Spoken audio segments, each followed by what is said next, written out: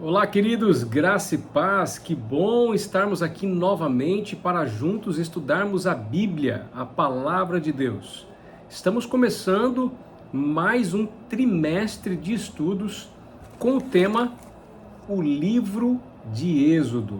Esta aqui é a lição da Escola Sabatina, o nosso guia de estudo bíblico, que você precisa adquirir para fazer parte da nossa classe de escola bíblica mundial. É isso aí. Se você estuda este manual, você faz parte da escola bíblica mundial, a escola sabatina. Milhares de pessoas, milhões de pessoas estudam o mesmo assunto, chegam às mesmas conclusões bíblicas do que você e eu. Isso não é maravilhoso? Pois é. É por isso que é interessante fazer parte da escola bíblica mundial, a escola sabatina.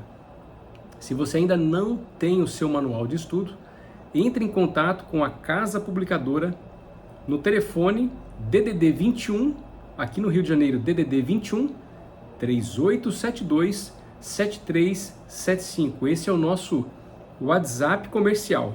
Você pode entrar em contato conosco. A nossa equipe vai te atender, envia lá mensagem para a gente vai te atender e encaminhar o seu material. Você pode comprar dessa forma aqui, avulsa, ou então por meio de uma assinatura anual, onde trimestralmente você vai receber diferentes estudos para que você nunca deixe de estudar a palavra de Deus. Combinado? Querido, é uma bênção poder estar aqui.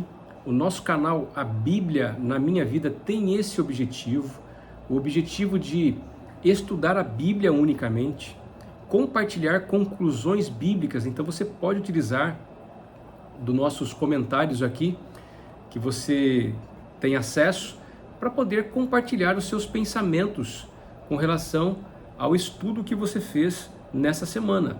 É interessante eu saber disso, porque o seu ponto de vista também pode me ajudar. E eu tenho certeza que o meu ponto de vista pode ajudar a você e outras pessoas com as quais você compartilhar este link, compartilhar esse canal. Eu conto com você, conto com o teu apoio, com o teu auxílio, para que mais pessoas possam se descobrir e descobrir a Deus, principalmente estudando a Bíblia. Queridos, eu utilizo aqui esta Bíblia Andrews, olha só, tem até meu nome aqui, ó, gravado, não é bacana?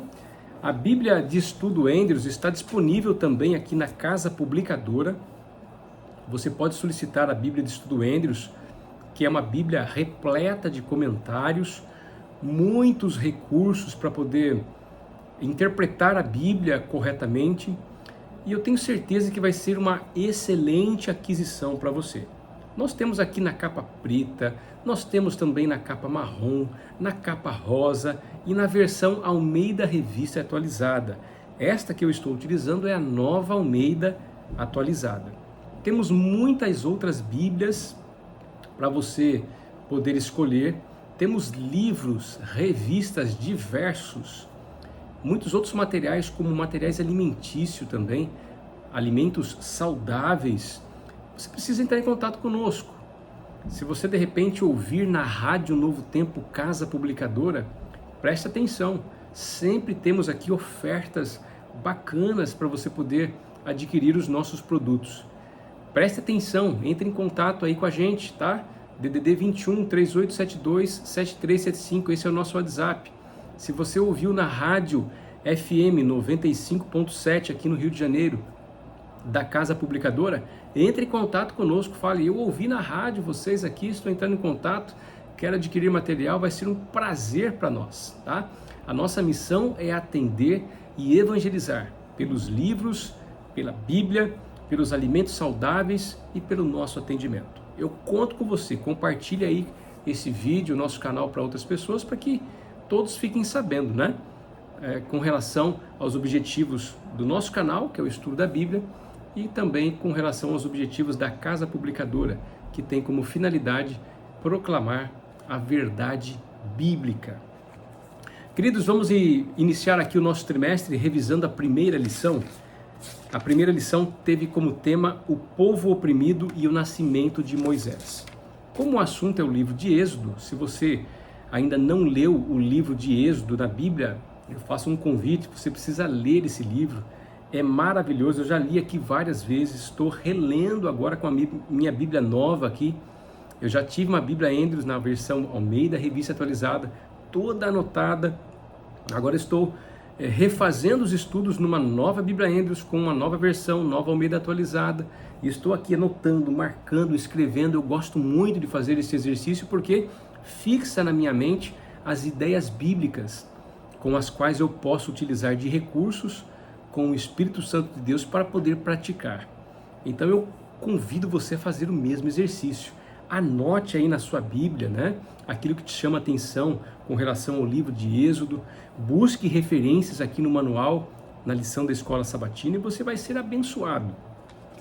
Eu quero começar falando um pouco mais da lição. A lição tem um autor. O autor da lição deste trimestre é Jiri Moskala. Não é qualquer pessoa. É uma pessoa bem preparada espiritualmente falando, teologicamente falando. No caso aqui, o professor Jiri Moskala, ele é um exegeta, né? É um professor de teologia lá da Universidade Adventista Andrews, dos Estados Unidos. É uma pessoa preparada, uma pessoa de oração, uma pessoa que recebe o Espírito Santo de Deus para poder compartilhar através dos seus estudos. E não é só ele, a lição da Escola Sabatina, queridos, olha só, é uma lição realmente mundial, porque várias mãos participam de sua confecção, de sua produção.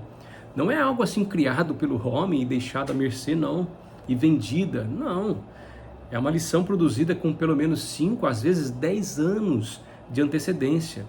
Esses temas são preparados com tanto zelo, com tanto carinho, com tanta oração, que para chegar às nossas mãos e ter realmente o efeito, o objetivo que é para qual foi construída, que é realmente transformar a nossa vida mediante o estudo da Bíblia. Então não é algo criado assim, com uma ideia sozinha ou no vazio ou de repente. Não, é algo com muito preparo e oração. E é compartilhada, como eu disse a vocês, para todas as casas publicadoras do mundo, para diversos países, a maioria dos países do mundo, com diversos idiomas e dialetos, todos chegam a estudar aqui a lição e têm as mesmas conclusões bíblicas. Isso é realmente igreja unificada. E a oportunidade de nós estarmos apregoando uma mensagem séria da Bíblia, que tem como objetivo salvar as pessoas em Jesus Cristo. Um pouco mais sobre o tema. O livro de Êxodo é muito interessante. Quem é o ator principal do livro de Êxodo? Já parou para pensar? É o povo de Israel? São os faraós do Egito? São os súditos do rei ali no Egito? O ator principal, queridos, é Deus. Êxodo significa saída, né? Ou seja, no contexto do povo de Israel, nós vamos entender que o livro relata os acontecimentos que marcaram o povo de Israel, desde o nascimento de Moisés até a sua libertação, a saída que eles tiveram do Egito. Interessante também anotar aqui o capítulo 1 do Êxodo.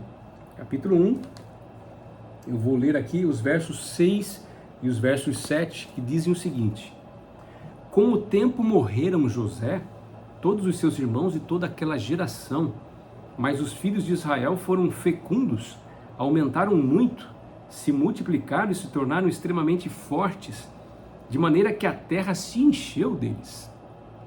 Ou seja, Deus começou a formar um povo quando chamou Abraão, depois renovou a sua aliança para Isaac e renovou a sua aliança para Jacó.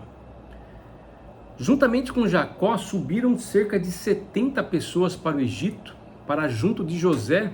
José, filho de Jacó, governador do Egito. A história de José está aqui em Gênesis, eu convido você a ler também, porque é uma excelente introdução para saber como os israelitas foram parar no Egito. Mas o fato é que eles estavam fugindo da fome e a convite de José foram morar no Egito e ali foram abençoados pelo Senhor. Eram cerca de 70 pessoas ou mais que foram multiplicadas, e prosperadas por Deus. Então, neste contexto, é interessante lembrar que Deus prosperou o seu povo no Egito. Deus prosperou o povo de Israel no Egito, desde sua pequena formação até a sua grande formação. Pelos dados históricos, nós podemos prever que saíram do Egito cerca de 2 milhões de pessoas. Não só israelitas, naturalmente, mas todos os egípcios também que confiaram na mensagem israelita, de um Deus verdadeiro. Isso é muito interessante. E também é interessante nós notarmos, como eu disse, que Deus prosperou Israel. Mas, infelizmente, na vida, as circunstâncias mudam. E as circunstâncias mudaram. Depois que o faraó que conheceu José morreu, os israelitas ali presentes, não havia mais nenhuma geração que era paralela a José, a Jacó, aos seus filhos. O faraó do Egito começou a escravizar o povo de Israel por desconhecê-los. E não só por desconhecê-los, por temê-los também, a sua grandeza e a sua força, como nós lemos aqui no texto. Então vejam, o verso 8 aqui, de Êxodo 1, é interessante. Nesse meio tempo levantou-se um novo rei sobre o Egito que não havia conhecido José. Ele disse ao seu povo: eis que o povo dos filhos de Israel é mais numeroso e mais forte do que nós. Verso 10.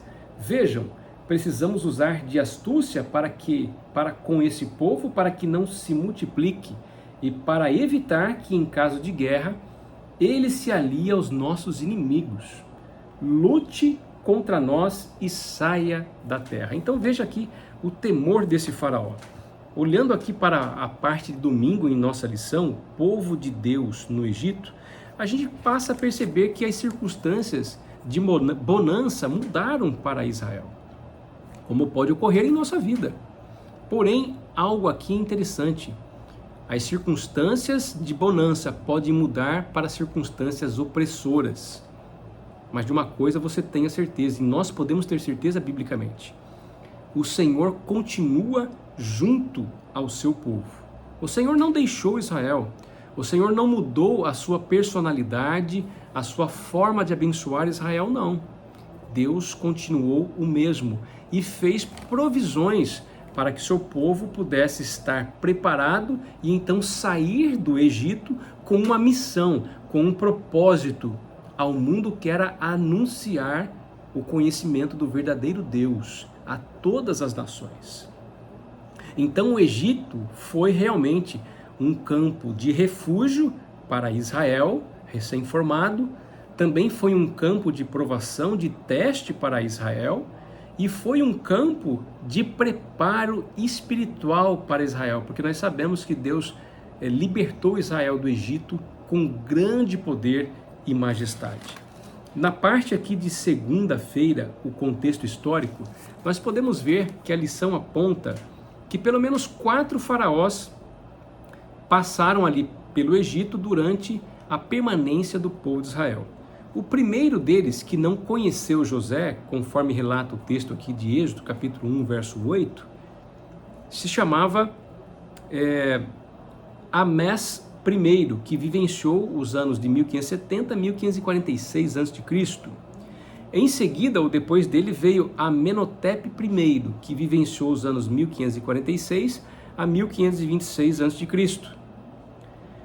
Esse governante temia os israelitas e os oprimiu, com trabalhos forçados, como nós também lemos aqui na sequência do texto, a partir do verso 11 de Êxodo 1. E mais tarde, um terceiro faraó, Tutmés I, que vivenciou os períodos de 1525 a 1512 a.C. Esse mesmo faraó emitiu um decreto mandando matar as crianças, os bebês hebreus, todos os meninos hebreus recém-nascidos.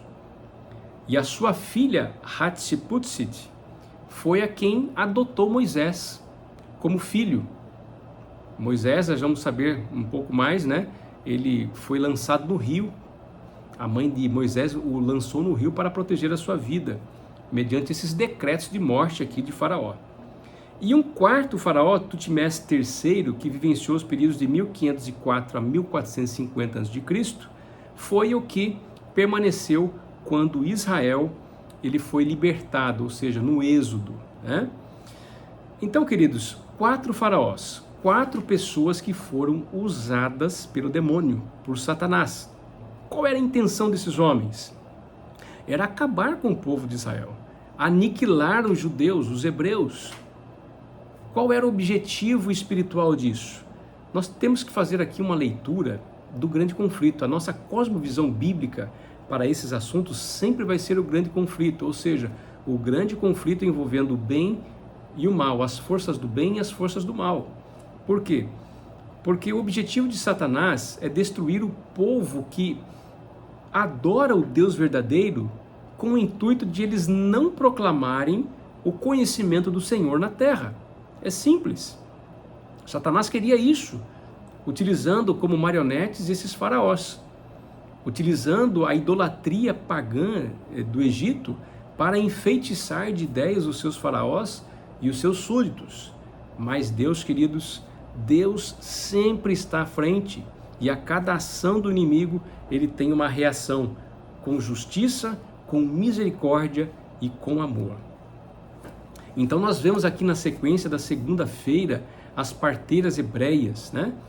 Quando foi decretado a morte das crianças hebreias, os meninos recém-nascidos, sabe o que Deus fez? Deus encheu o coração das parteiras de temor para não cumprir a ordem de Faraó. Lendo o texto aqui em Êxodo capítulo 1, verso 17 e verso 21, nós lemos o seguinte: as parteiras, porém, temeram a Deus e não fizeram o que o rei do Egito lhes havia ordenado. Pelo contrário, deixaram viver os meninos. O verso 21, e porque as parteiras temeram a Deus, ele lhes constituiu família, ou seja, Deus abençoou aqueles que ele escolheu para salvar, no caso aqui as crianças hebreias. Deus abençoou, porque elas também abençoaram as crianças hebreias com a sua convicção, com a fé que tinham de que o pedido do rei, do faraó, que era considerado um deus de sua época, era incorreto, era incoerente, era errado, era pecado. Vejam só que interessante isso.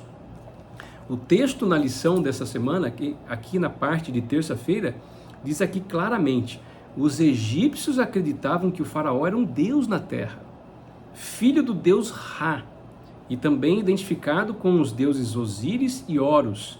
Ra era considerado a mais importante divindade egípcia, o próprio deus Sol. Apesar do seu suposto poder, esse deus não foi capaz de forçar as parteiras a ir contra as suas convicções. Então esse texto que eu li está no segundo parágrafo, tá? Na parte aqui de terça-feira, embaixo ali, logo abaixo da pergunta número 4. Essas mulheres, queridos, mesmo que tivessem pouco conhecimento teológico do Deus verdadeiro, do Deus ali de Israel, sabiam o que era certo e elas agiram corretamente, convictas de que aquilo que estavam fazendo era sábio, era divino, era correto. Interessante, né? Então, o que nós aprendemos aqui? As instruções de Deus, queridos, estão acima das ordens humanas. É um velho princípio que se encontra lá em Atos capítulo 5, verso 29, onde Pedro mesmo disse: olha, importa mais obedecer a Deus do que quem? Do que aos homens, do que as tradições humanas. Quando as tradições ou as leis humanas estão acima da vontade de Deus, o que a gente tem que fazer? A gente tem que agir conscientemente de acordo com a vontade de Deus, mesmo que isso possa trazer algum tipo de vitupério, de vergonha ou de perseguição contra nós. Foi o que aquelas mulheres temeram. Então esse é o princípio que consta aqui, né? E eu destaco novamente a expressão da Bíblia: o temor do Senhor é o princípio do saber. Ou seja, Provérbios capítulo 1, verso 7, o temor do Senhor é o princípio do saber. O temor daquelas mulheres por Deus as incentivou, as guiou a fazer o que é correto. Continuando aqui a parte de quarta-feira, o nascimento de Moisés. No nascimento de Moisés nós vemos algo interessante. Pelo menos duas palavras aqui que nós podemos utilizar no hebraico, elas remontam uma ideia importante aqui com relação ao nascimento de Moisés, para que nós possamos entender como Deus tinha um propósito na vida dessa criança e como Satanás queria destruir essa criança, como queria destruir a Cristo em seu nascimento. Nós sabemos que Moisés, biblicamente, é um tipo de Cristo, um libertador, assim como Cristo foi. Nós sabemos que o antitipo de Moisés, naturalmente, é o próprio Jesus Cristo. Tipo e antitipo, nós estudamos isso na lição anterior, tá? Na lição do segundo trimestre, alusões, imagens e símbolos. Você está lembrado? O que é um tipo e o que é um antitipo? Então Moisés foi um tipo de Cristo, né? Em sua figura estava o propósito do Senhor de libertar o povo e de fazer o povo conhecer o plano do Senhor para as suas vidas. E no nascimento de Moisés nós vemos a expressão Tobi, né? Eu vou ler aqui o capítulo 2, no verso 2 diz o seguinte: a mulher ficou grávida, uma mulher da tribo de Levi, que era a mãe de Moisés, ficou grávida, deu à luz um filho, vendo que o menino era bonito, escondeu durante 3 meses. Bonito vem do hebraico Tobi, ou seja, bom. Onde você se lembra dessa palavra em Gênesis, por exemplo? E Deus viu que era bom aquilo que fizera, Deus viu que era muito bom. Essa palavra, essa repetição bom na criação, denota o quê? Uma criação perfeita, uma criação que realmente não tinha traços de erros ou imperfeições. Nós sabemos aqui que isso não se confunde com vida espiritual, ok, gente? Mas é interessante notar que essa palavra Tobi, bom, é associada a Moisés. Não que Moisés fosse um homem perfeito, mas o seu propósito seria perfeito. O seu propósito seria uma bênção. E uma outra expressão aqui está ligada ao que a mãe de Moisés fez para com ele. Ela colocou o menino ali, o bebê, no cesto e colocou no rio, e o menino foi parar ali nas mãos da princesa Hatshepsut. Hatshepsut. É isso aí? Não. Hatshepsut. Nossa, gente do céu. A expressão é difícil, né? É Hatshepsut. Hatshepsut. Meu Deus. Deixa pra lá. Tá vendo como a gente cria dificuldades com algumas palavras aqui? Mas enfim, essa bondosa princesa adotou Moisés, tá? Essa bondosa princesa adotou Moisés e a palavra cesto aqui, envolvendo ali a criança, vem de Tebá, ou seja, arca. Qual é um outro episódio de Gênesis que você lembra que houve livramento? A arca da aliança de Noé. Olha que interessante. Então essas palavras são associadas aqui ao menino, ao bebê Moisés, e a gente começa a ver a ideia bíblica que se remonta pela vida dele. A lição aqui, ela aborda algo interessante no terceiro parágrafo, logo após a pergunta 5 ali, né? Na parte de quarta-feira. Como uma espécie de nova criação, essa criança boa se tornaria, de acordo com o plano de Deus, o adulto que libertaria os hebreus da escravidão. Interessante, né? Quando Moisés nasceu, em condições tão difíceis, quem poderia imaginar o futuro que o aguardava? No entanto, Deus cumpriria suas promessas, aí vem um ponto interessante, a Abraão, Isaque e Jacó. O Senhor havia feito uma aliança com eles de que daria a seus descendentes a terra prometida. Por que Moisés tinha um propósito libertador em sua vida? É porque Deus tinha prometido a dar aos descendentes de Abraão, Isaque e Jacó a terra prometida. E eles não ficariam ali subjugados, escravizados no Egito, sofrendo perigos de morte como estavam sofrendo. Estava no plano de Deus, sim, o livramento de Israel, e ele estava provendo todos os meios pacificamente, amorosamente, justamente, coerentemente, através da família de um levita. Interessante a família de um levita, né? A gente sabe a prospecção que tem o levita para Israel, né? Um sacerdócio levita, né? Então, do meio de uma tribo levita, Deus estava providenciando o libertador daquele povo que estava sendo subjugado ali, escravizado no Egito. Interessante também é notar que Moisés recebeu uma educação egípcia depois que foi adotado por esta senhora aqui, Hatshepsut, agora saiu. E essa educação egípcia, na verdade, não ajudou nada. Moisés viveu 120 anos, os 40 primeiros anos no Egito, depois o segundo grupo de 40 anos ele viveu ali junto a Jetro e a sua família, onde ele se casou, e os últimos 40 anos de Moisés é que foram utilizados no ministério da liderança, do pastoreio. Tem um episódio interessante aqui que nós vamos ver na parte de quinta-feira, a mudança de planos. Quando Moisés ele matou um egípcio e ele então saiu ali fugido do Egito, sendo caçado por Faraó, ele foi parar ali em Midian, né?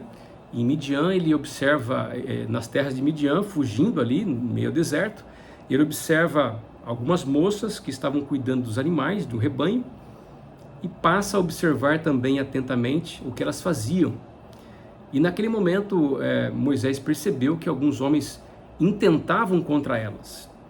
E a postura ou a ação de Moisés é interessante, porque as pastoras, as filhas de Jetro, estavam ali sendo assediadas por alguns homens, e Moisés então interferiu, ajudando essas moças, libertando-as desse perigo.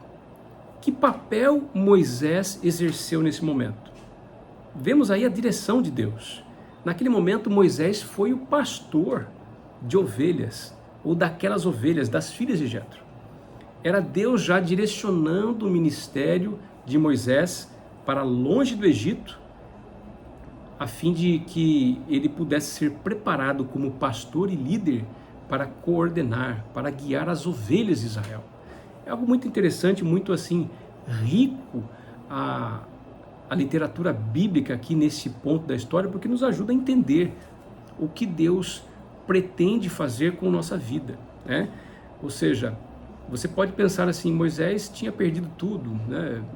Perdeu toda a sua educação egípcia, mas ele não precisava disso. O que ele precisava era da direção divina, e o verdadeiro ministério que ele exerceria era o pastorado, né? O de guiar ovelhas para fora do Egito e rumo à terra prometida. Aqui há uma passagem muito interessante, aqui na parte de quinta-feira, né? Que se encontra praticamente no penúltimo parágrafo da parte de quinta-feira. Moisés viveu 120 anos e sua vida pode ser dividida em 3 períodos de 40 anos cada.